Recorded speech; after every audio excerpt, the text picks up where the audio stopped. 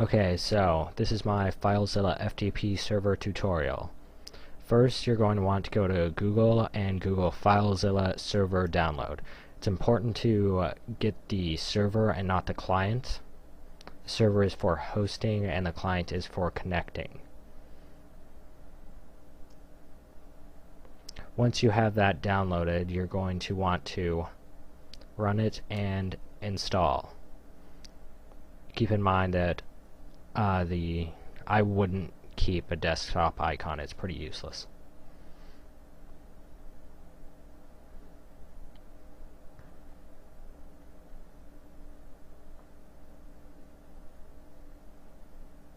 Just leave this administrator port the same and leave that to start like that. It's the best idea because that's the actual file hosting server, so if it isn't on manual, or if it is on manual, then you'll have to start your server manually. And this I would set to manual because this is like the server GUI interface thing that you can edit settings, and you don't really need to edit it every time you start up. Okay, now once you're to this screen, just press OK. We'll get more into that later.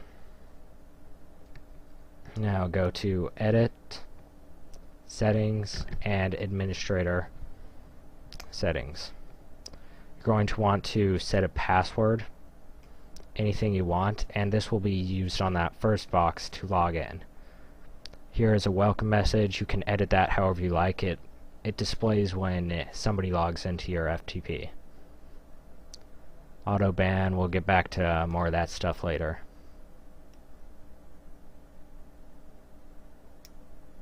Okay, so now go to groups, and this is just for the tutorial, but I'm going to make a group for just me and my friends, and under shared folders you can add whatever folders you want to share. In this case, I want to share my movies with all of my friends. And just leave those the same, so like list and subdirs, that's so they can see what is inside of that FTP. Read is so they can read it, write, you get the idea. Also, I forgot to mention how I have these FTP folders. You're going to want to create an empty one, and if you're planning for anonymous access later, I'll show you that. You're going to want public, and I have drop boxes where my friends can upload the files to my FTP. So I'm going to add the empty folder and set that as the home directory. This is important. As the tutorial goes on, I think you'll be able to see how this works more clearly. Okay, so now go to users, and first I'm just going to add myself as an administrator as a part of the FTP server, or FTP group, private FTP group. I'm going to set a password. That's very important. Don't want anybody hijacking it. You can change any of those other settings. So now I'm going to add my friend. Gonna make him a part of that group and give him a password as well, whatever he likes, etc. Now we're going to go back into that FTP directory and add the Dropbox folder, so he can upload whatever he likes to there and quickly give me files. You're going to want to give him all of the permissions to that folder.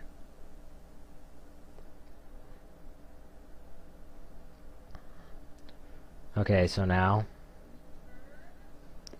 we launch.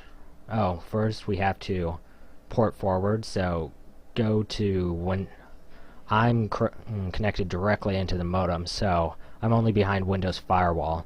This will be different if you're forwarding your modem, but there's a number of ports you have to forward, like port 21 is a main one, as you can see there. We'll get more into those ports later, just a little bit later. So now this is the ones I just showed you, the 3850.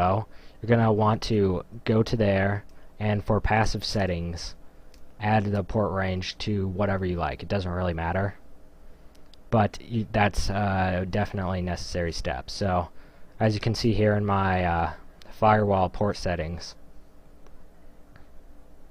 I have 3850 and then down to 3857. So,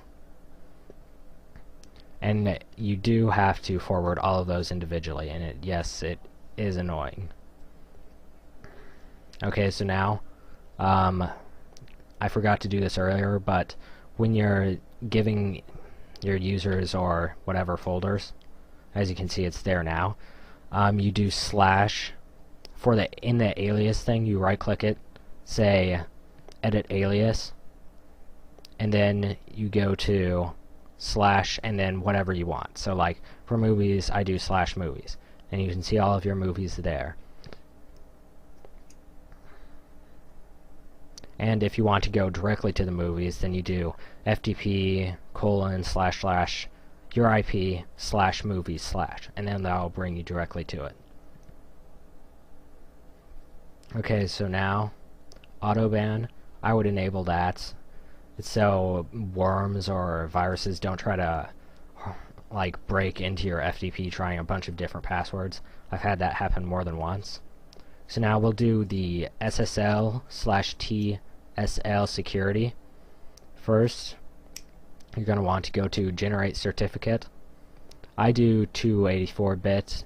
That seems reasonable, and none of this data has to be correct. It just is for generating the certificate file.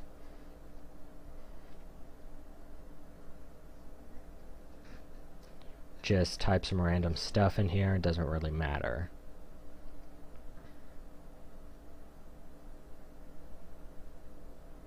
Save it to somewhere.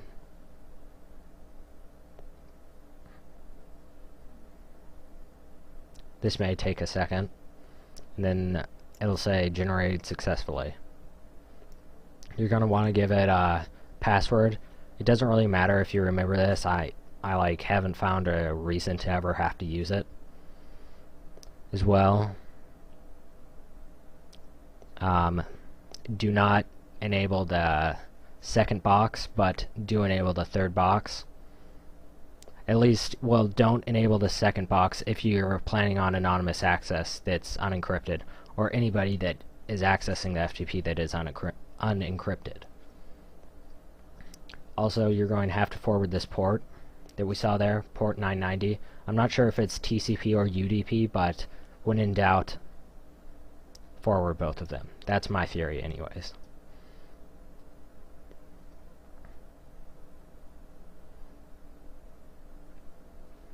So now we just went to the groups, and we've made the entire group have force SSL, the encryption on, so everybody has to go to it.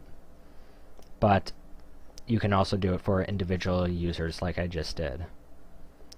So now let's go to my FTP and check out the encryption. Oh, I have to refresh. Where's the refresh? Okay, there we go. And you'll see you get 530 SSL required. Okay, now this is going to be common. It always happens. So you're going to have to get in, some FTP client or add-on for Firefox like Fire FTP, which I just enabled, to be able to have it work properly. Okay, so now I'll show you how to do this via Fire FTP. Go to create a user. This doesn't really matter. Category doesn't matter. However, this section has to be the main FTP site. So FTP : / and then your IP. Login is your username and your password for that. And then for under this, I do auth TLS, which is the best. Okay, oh whoops, I forgot I already have one under this username. There. So this is just for the tutorial. Okay, now we're going to press connect, and this will appear up warning you about the certificate isn't recognized. This is expected because we generated our own certificate instead of buying one, which is like $6 a year or something. So you're going to have to add an exception, and keep in mind they can see everything you put in. So you may not want to put your